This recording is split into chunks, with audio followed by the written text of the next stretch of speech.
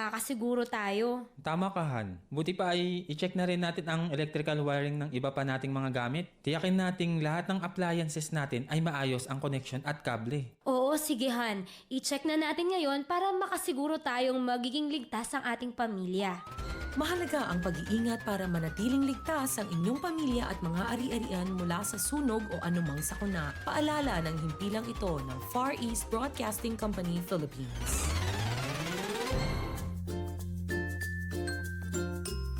Apo, gusto mong sumama mag-walking-walking? Opo, Lola. Sama ako. Gusto ko talaga kasama ka mag-walking kasi mas masaya. Bakit po ba kayo nagwo-walking? Maraming benepisyo sa pisikal at mental na kalusugan ng walking. Nakakatulong din sa emosyon at pagtulog ng mahimbing. Siyempre, para sa mga buto, kasukasuan at muscles para hindi manghina. Kaya pala malakas at maganda ka pa rin, Lola. Siyempre naman, lalo na at kasama kitang mag-walking. Sasabayan pa natin ng kanta. Walking with Jesus, walking every day, all along the way. Walking with Jesus, walking with Jesus along. 1116 DXAS, your community radio. Kasama sa araw-araw, kakwentuhan, kaagapay, kaibigan, kabarangay. Ito ang radyo mo. 1116 DXAS, your community radio. 1116 DXAS, your community radio. Kayo ay nakikinig sa 1116 DXAS, your community radio. Kasapi sa kapisanan ng mga broadcaster ng Pilipinas.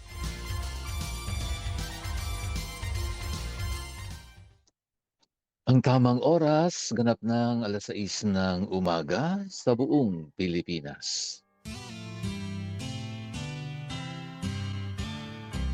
May harding mapananalanginan, doon si Jesus naghihintay.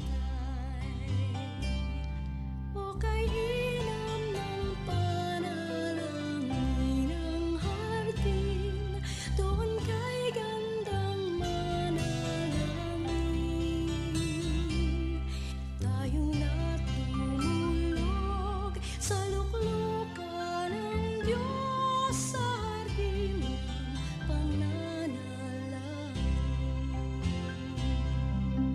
O kay sarap ng Isang mapagpala at mapayapang umaga sa lahat ng ating mga minamahal na ka-HNP. Kumusta po kayo riyan sa inyong mga tahanan? Sa mga bumabiyahe na papunta sa trabaho siguro o sa mga nagkakape pa lang habang nakikinig sa ating paboritong tambayan tuwing umaga. Ako po ang inyong lingkod, Pastor Eman Aquino, na muling bumabati sa inyo dito sa Hardin ng Panalangin.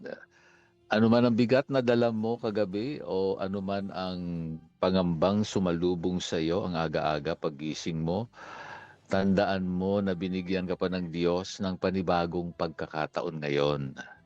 Pagkagising mo pa lang, panalo ka na kasi buhay ka at kasama mo ang Panginoon. Kaya bago po tayo magsimula, sabay-sabay nating ipaalala sa ating mga puso, every gising is a blessing.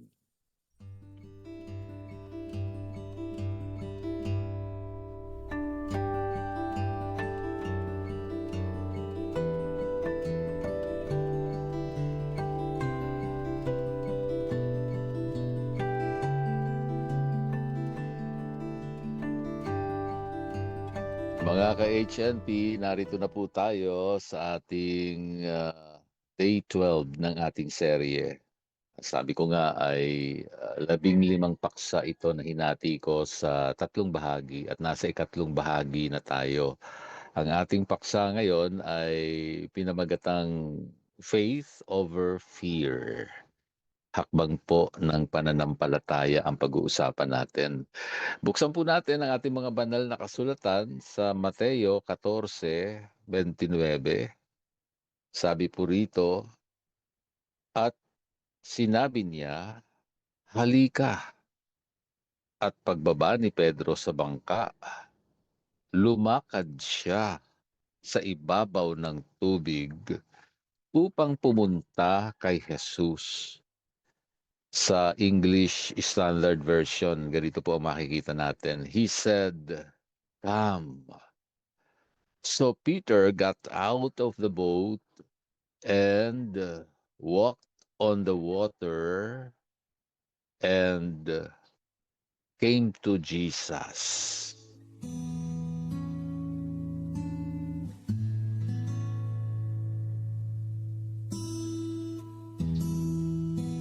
Para mas lalo nating ma-appreciate ang tagpong ito, tingnan natin ng sandali yung konteksto ng verse na yan. Bago po mangyari ito, bago nakita natin si Peter na lumakad sa ibabaw ng tubig, galing lang po yung mga alagad sa isang nakakapagod po, ngunit matagumpay na ministeryo. Ito po yung pagpapakain sa mahigit 5,000 tao. Gamit po ang 5 tinapay at 2 isda. Naipaliwanag ko na kung bakit tinapay at isda ang daladala ng bata nung panahon yun. Yun yung pagkain o normal na pagkain ng isang mahirap na pamilya. No? At bakit isda? Kasi yun ang nagiging palaman. Hindi po sariwang isda yun. Yun po ay parang tinapa. No? Natuyo na. Tapos ginagawa nilang palaman sa tinapay. So katatapos lang ng ministeryong ito. At pagkatapos noon, pinagmadali na sila ni Jesus na sumakay sa bangka para mauna sa kabilang ibayo. Habang si Jesus naman ay nanalangin munang mag-isa sa bundok. So, naunang bumiyahe yung mga alagad. Pero habang nasa laot na ang mga alagad, nasa kalagitnaan ng biyahe, madaling araw na, mga siguro 3:00 ng madaling araw hanggang 6:00 ng umaga. No? Bigla na lang sinakop sila ng malakas na bagyo doon sa kalagitnaan ng biyahe. Now, in terms of ancient Jewish culture, ang dagat po sa gabi, lalo na kapag may bagyo, ay simbolo po yan ng chaos para sa kanila o ng kapahamakan at ng mga masasamang espiritu. Yan. Diyan po sila, parang yun po yung kanilang nagiging paniniwala. Kaya nung nakita nga po nila si Jesus na naglalakad sa ibabaw ng tubig, literal silang napasigaw sa takot. Mga mangingisda po ang karamihan sa kanila, no? Pero nakita niyo po naniniwala sila sa multo, no? Kaya nga akala nila si Jesus multo sabi nila. Ngunit sa gitna nga po ng unos, sinabi ni Jesus, huwag kayong matakot. Ako ito. At doon na humingi si Pedro ng patunay. Panginoon, kung ikaw nga, ibig sabihin, hindi ka nga multo. Utusan mo akong pumunta riyan sa iyo sa ibabaw ng tubig. At ang sagot nga ni Jesus, halika. Makikita nyo, mga minamahal kong ka-HNP, may malalim na lesson dito para sa ating lahat. Para makaranas tayo ng milagro sa ating buhay, kailangan nating matutong humakbang palabas ng ating comfort zone. Ang bangka para sa mga alagad ay simbolo po ng kaligtasan at seguridad.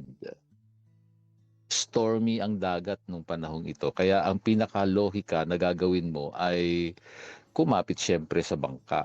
Hindi ba? O kung ikaw man ay kasama nila noon, na talagang matindi kapit mo sa bangka, sigurado ako. Pero napansin ni Pedro na mas ligtas pa palang bumaba sa bangka basta't ang patutunguhan mo ay si Jesus mismo. Kaysa manatili ka sa loob ng bangka na wala naman siya. Di po ba? So the miracle did not happen inside the boat. It happened when Peter stepped out into the raging water. So napakaganda nung karanasan ni Pedro dito. Pero alam naman natin yung kasunod ng kwento, di po ba? Nung nakita ni Pedro ang malalaking alon at malakas na hangin, naku, natakot siya. At doon siya nagsimulang lumubog. Now, ano ang lesson? Huwag tayong tumingin sa lakas ng hangin o sa taas ng alon ng buhay. Kay Jesus lang tayo tumitig. Naalala ko tuloy yung sinabi ng aking mentor, do not look at the bigness of your need. Look at the bigness of your God.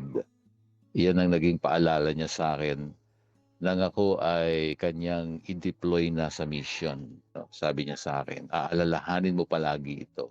Do not look at the bigness of your need. Look at the bigness of your God. Kasi when your focus shifts from the Savior to the storm, doon pumapasok ang takot. No, doon nagsisimula tayo makaramdam ng takot. Naalala ko tuloy yung kwento ng aking kaibigan na si Kuya Mario. Si Kuya Mario ay higit 20 taon na nagtrabaho bilang isang encoder sa isang maliit na kumpanya. Well, safe siya roon. No? Gamay na gamay niya ang trabaho. Kahit nga maliit lang ang kita, sapat naman sa pamilya. Now, noong panahon ng krisis, medyo nagkakahirap-hirap ng kita ang kumpanya. Nagbawas ng tao ang kumpanya. At isa itong si Kuya Mario sa mga na-lay off. Tanggal siya sa pagtatrabaho. Sa edad na 55 taon, no? 55. Konti lang yung ng aking edad. No? Grabe yung takot na bumalot sa kanya sa kanyang kwento. Parang pakiramdam niya lumubog yung bangka ng kanyang seguridad. Araw-araw siyang umiiyak sa kanyang prayer. Sinasabi niya, Panginoon, paano na ang pamilya ko?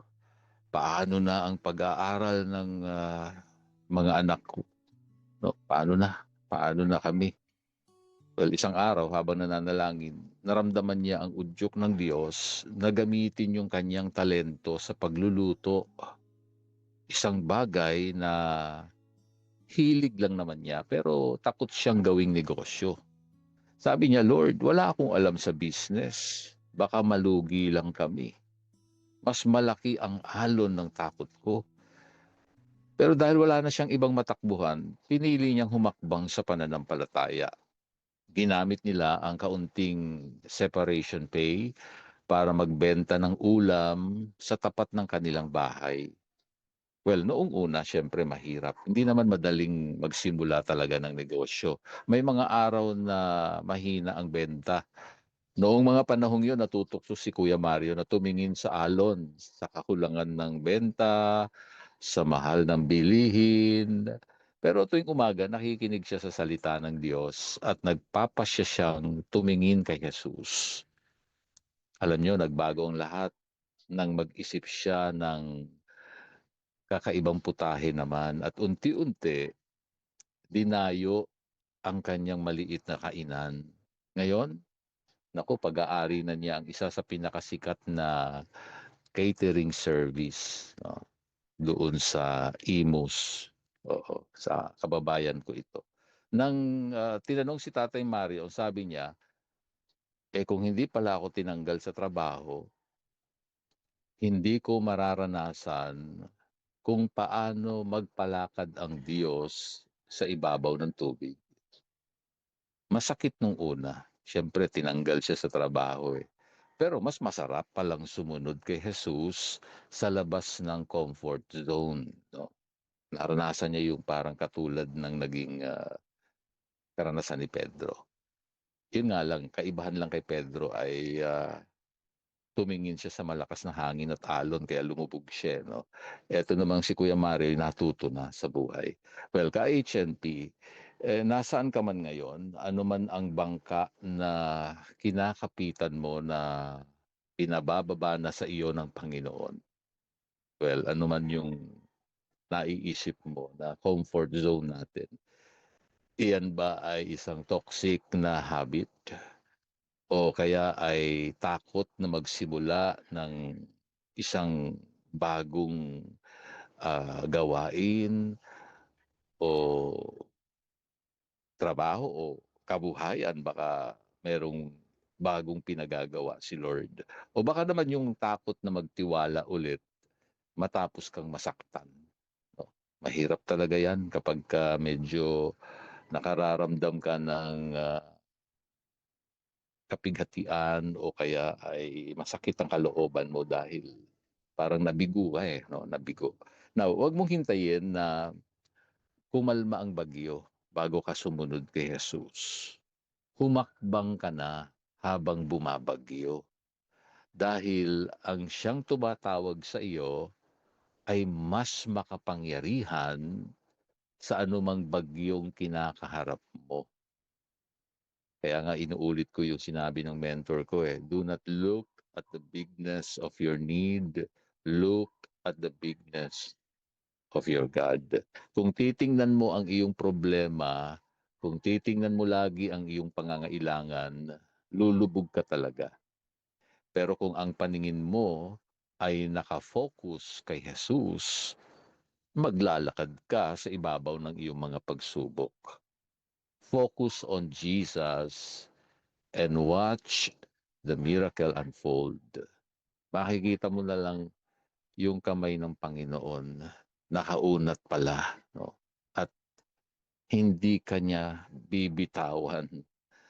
Ikaw lang ang bumibitaw kung minsan, no? Huwag kang bibitaw kasi ang Panginoon lagi tayong handang tulungan. Siya'y laging handang saklolo sa lahat ng ating pangangailangan. Ako pong muli ang inyong hardinero, Pastor Eman Aquino, na nagpapaalala dito sa Hardin ng Panalangin. Ang bawat luhang itinatanim ay aanihin bilang kagalakan.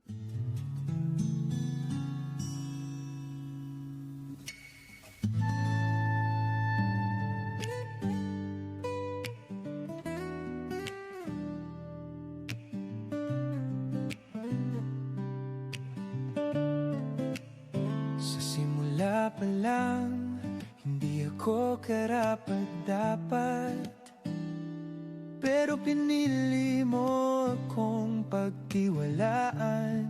O Diyos, sa mga gawain mo ako'y ginamit.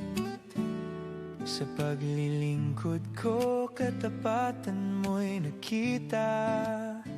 Sa pagmamahal mo, ako'y tinubos. Sa biyaya mo, ako'y tinawag. Sa pag-ibig mo, ako'y tinanggap. At patuloy akong maglilingkod sa'yo.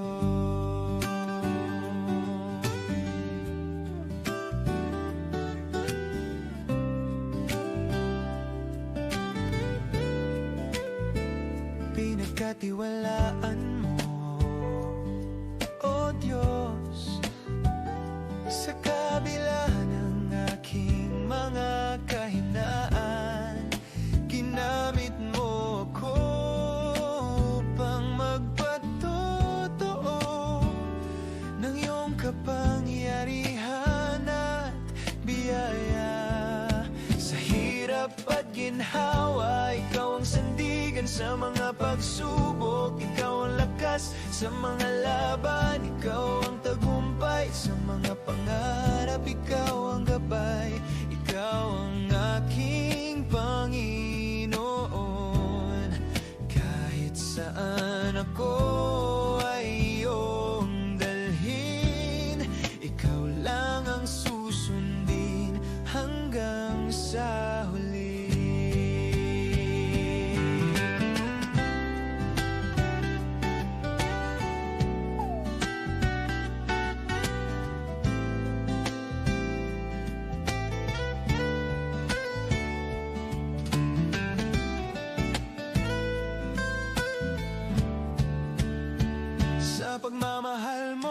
Ako'y tinubos sa biyaya mo, ako'y tinawag sa pag-ibig mo, ako'y tinanggap at patuloy akong maglilingkod sa pagmamahal mo. Ikaw ang sandigan sa mga pagsubok, ikaw ang lakas sa mga laban, ikaw ang tagumpay sa mga pangarap, ikaw ang gabay, ikaw ang simula ngayon at wakas ng buhay ko. Ikaw at ikaw lang, O Diyos, ako ay sa'yo.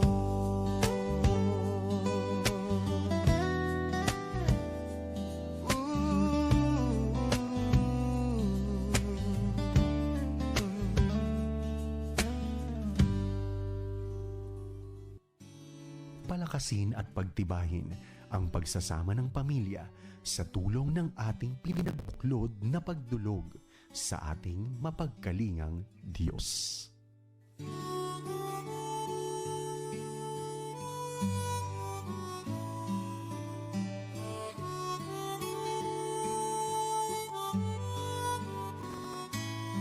Kayo po ay patuloy na nakikinig dito sa Himpilang 1116 DXAS, your community radio. Hayaan niyo pong samahan ko kayo ngayon sa panalangin, lalo na po sa ating mga pamilyang dumaranas po ng matinding hamon at pagsubok sa mga oras na ito. Tayo po ay manalangin.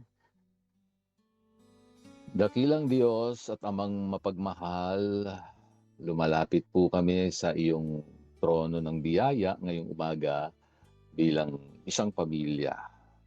Panginoon, ikaw ang nakakakita po sa bawat tahanang nakikinig ngayon. O marahil yung iba ay nasa biyahe o nasa kanilang mga trabaho na sa ibang mga lugar, sa ibang bansa. Alam niyo po ang ingay ng bagyo sa loob ng kanilang mga bahay. Ang ilan po sa amin ay may kinakaharap po na matinding hamon sa pananalapi. Ang ilan naman ay may karamdaman. At ang iba ay dumaranas ng hindi pagkakaunawaan. Mga mag-asawang malamig sa isa't isa o mga magulang na nahihirapan po sa kanilang mga anak. Lord, patawarin mo po kami kapag mas nakatingin kami sa laki ng aming problema kaysa sa laki ng iyong kapangyarihan.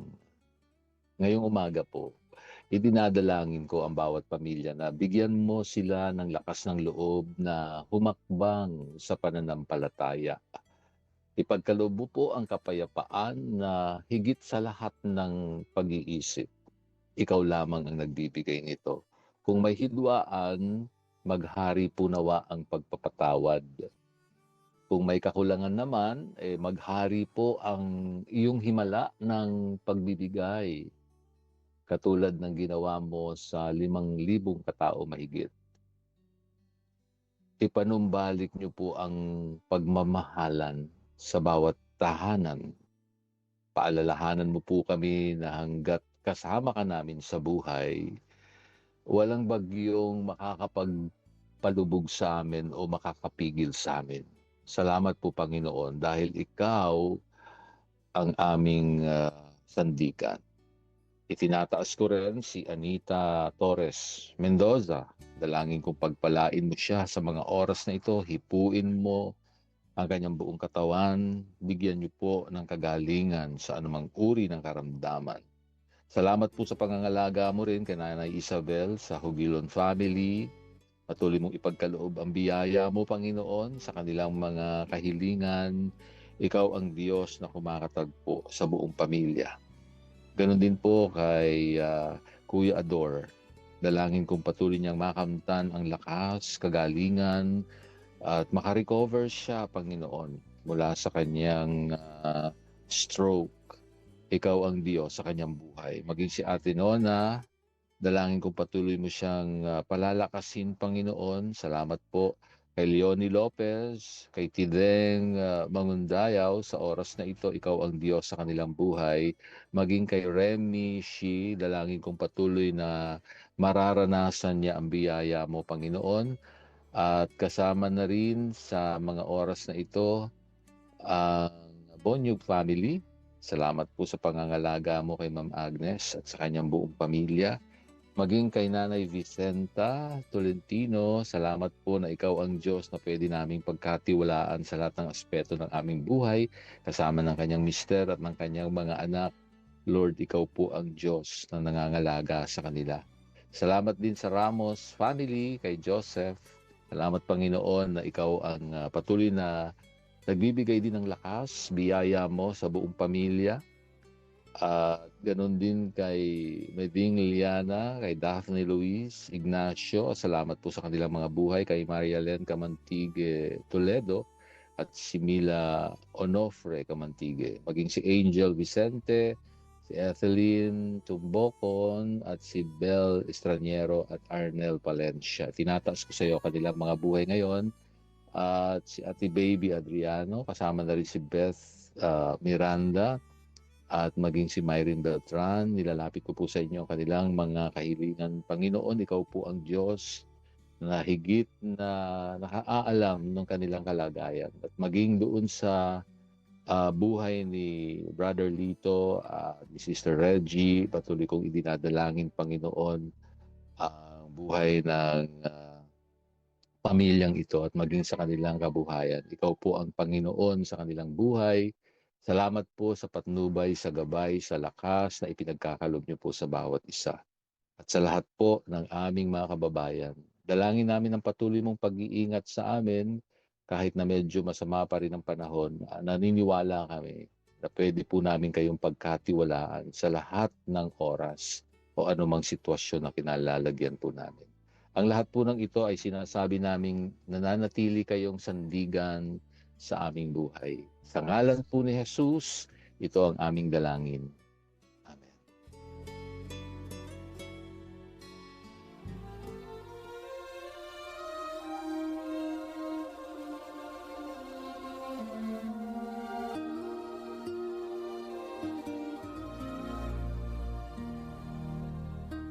Kagalakan ko po ang maging lingkod ng Diyos sa inyong buhay dito pa rin sa Himpilang 1116 DXAS, your community radio.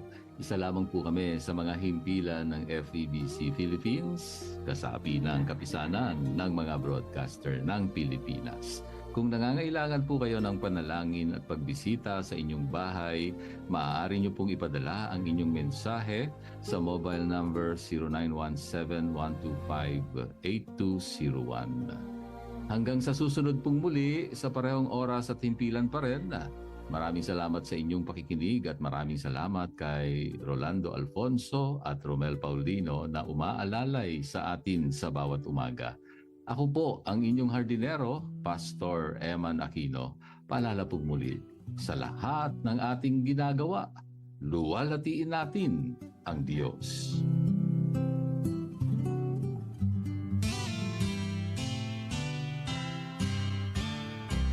May harding mapananalanginan, doon si Jesus naghihintay.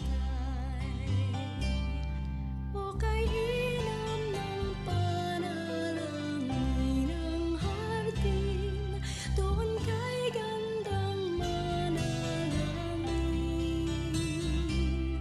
Tayo na't tumulog sa luklukan ng Diyos sa hardin ng pananalangin.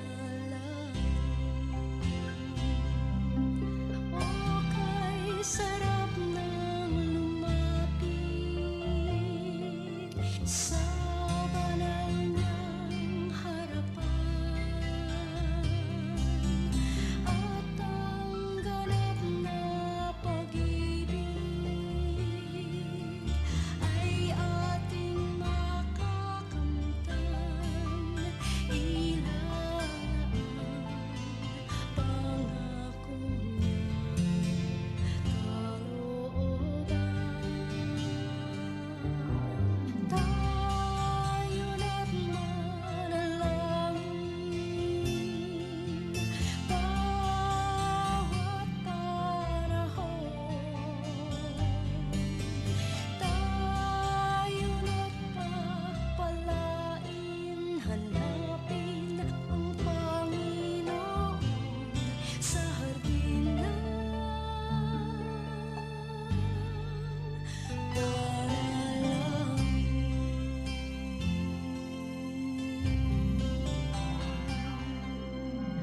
Paano nga ba naipapasa ang HIV? Ang HIV o Human Immunodeficiency Virus ay isang kondisyon kung saan nagiging mahina ang immune system na lumalaban sa sakit. Ang HIV ay karaniwang naipapasa sa pamamagitan ng pakikipagtalik, pagsali ng dugo na infected ng HIV, natusok ng karayom mula sa HIV-infected o nakikigamit ng syringe sa taong nasuring positibo sa HIV.